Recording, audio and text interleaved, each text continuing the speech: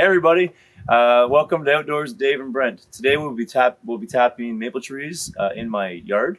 I have 7 trees picked out that I'm going to be tapping.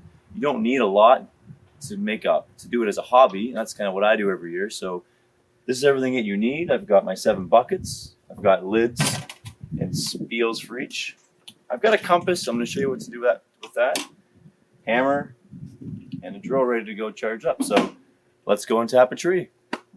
All right, so step 1 is, well, you want to make sure you have a maple, and I've lived here many years, so I know this is maple. It's not a sugar maple. I'm not exactly sure what kind of maple it is, but I know it is maple. That's the main thing.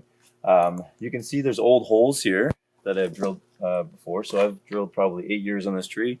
You always go around, but first step is actually getting a compass, unless you already know the directions around, but just to confirm, you want to tap, if it's your first time on a tree, on the south side under a large root. So in this case, I've got the south side right here.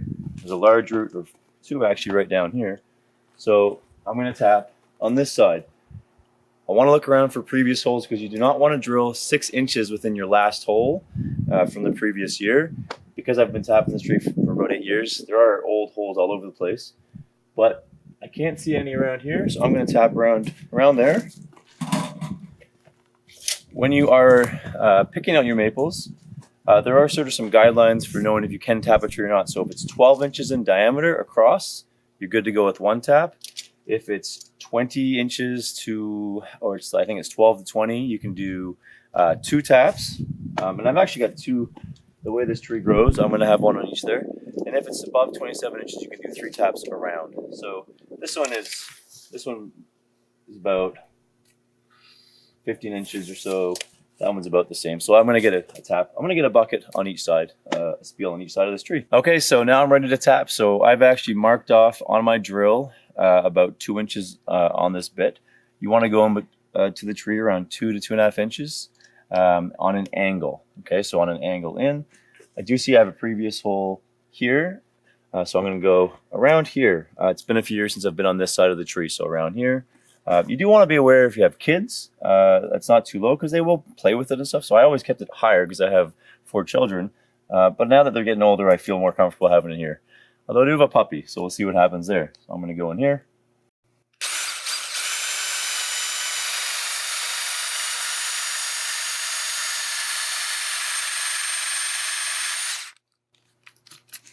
The next step is to get your tap in there, or your spiel. This is a plastic one. You can get metal. There's all types. But I'm going to put it in there, and it's important not to go too hard. You just need to give it a little tap, thus tapping your tree. Just a little tap, just to sort of seal it up for that pressure. And that should be fine. I actually give it a few little ones there. I'm not hammering it in there. There we go. Now it is January 29th today. It was below freezing last night. It's about 7 degrees now, which is actually the perfect temperature for the tap, for the sap to drip, and there it is. I actually don't want it yet, but there it is. Got my bucket hanging there. You can see that it's already dripping, and it's on an angle. If you do the angle too much, your bucket will be hanging on an angle that will, I guess, in the wind, it won't be hooked on as well. It could fly away easier. So. And then I'm going to put my lid on to prevent some rainwater and snow from getting in there. You don't want to have any more liquid in there, water in there than you need to, because you'll be boiling and boiling and boiling.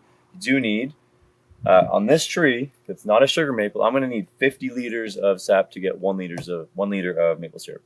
And you can imagine that's quite a bit. So I don't want rain in there. Don't want snow in there if I can. Although on a rainy day, can't avoid it. But there's 1 ready to go.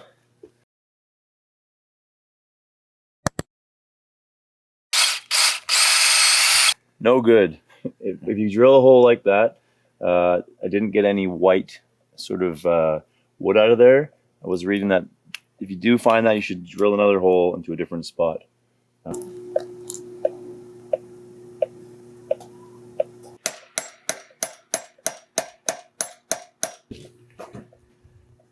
I usually tap. This is the middle one? I'll probably come on this side.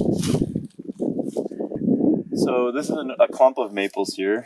I typically tap this middle one out of the bunch, just 12 inches, and then behind got a clump, and I usually tap just the middle there, although it is kind of awkward to get a bucket in there, so I kind of have to pick and choose where I'm putting it.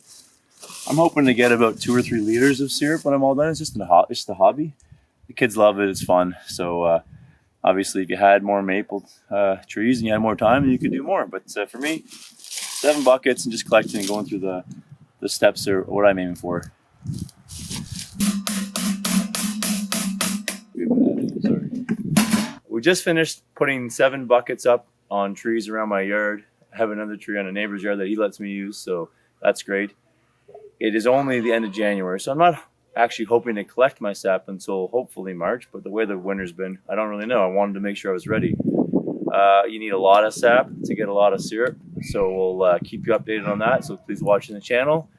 Subscribe if you're into this. If you're into this stuff, there'll be a lot of maple syrup stuff coming up in the next month and a half. So, thanks for watching. Take care.